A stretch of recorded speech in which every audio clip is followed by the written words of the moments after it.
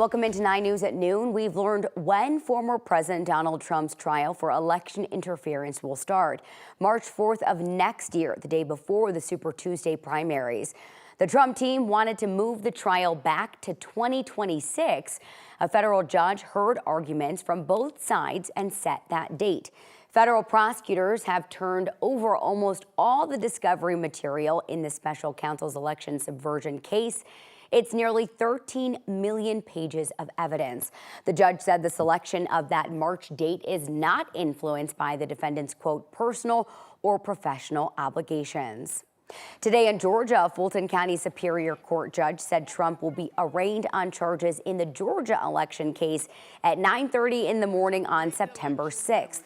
His co-defendants will also be arraigned that day. Trump was charged with felony racketeering and numerous conspiracy counts. Fulton County District Attorney Fannie Willis has been investigating alleged efforts by him and his allies to overturn the 2020 election results. Right now, a live look over Denver. A milder day in store for us, but we know those hot temperatures, they're coming back later this week. Here to give us the breakdown, meteorologist Greg Perez in the house. People got to enjoy today if they like the cooler temperatures. Yeah, a little bit of a taste of fall, if you will, right? Temperatures this afternoon only in the middle to lower 70s for us.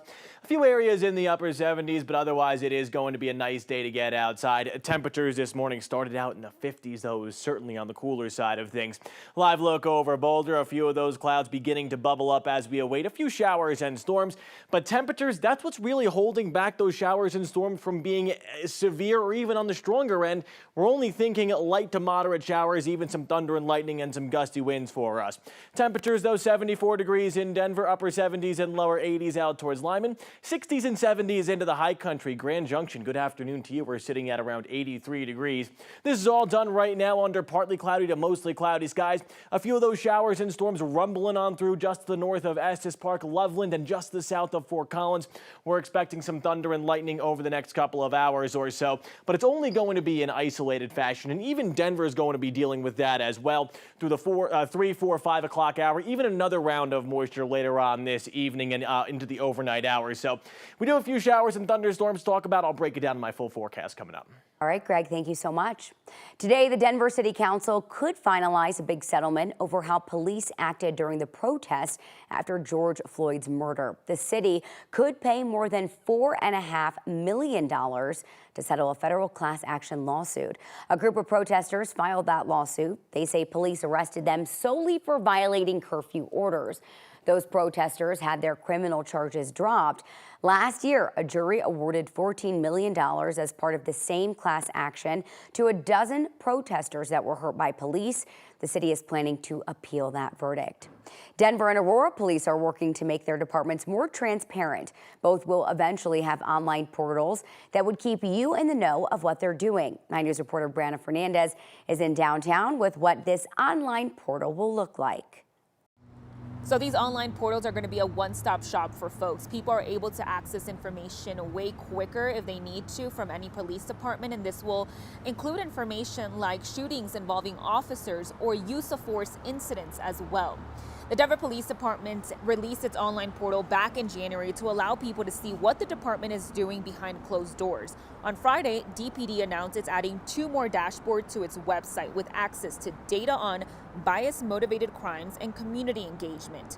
The Aurora Police Department is also working on an online portal to increase transparency as laid out under the department's consent decree. Officials with APD say they've always collected a lot of data, but it hasn't always been accessible to the public.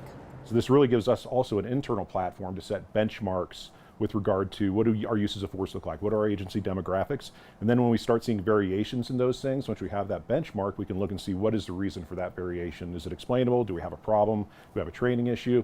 It gives us the information we need to make ourselves better.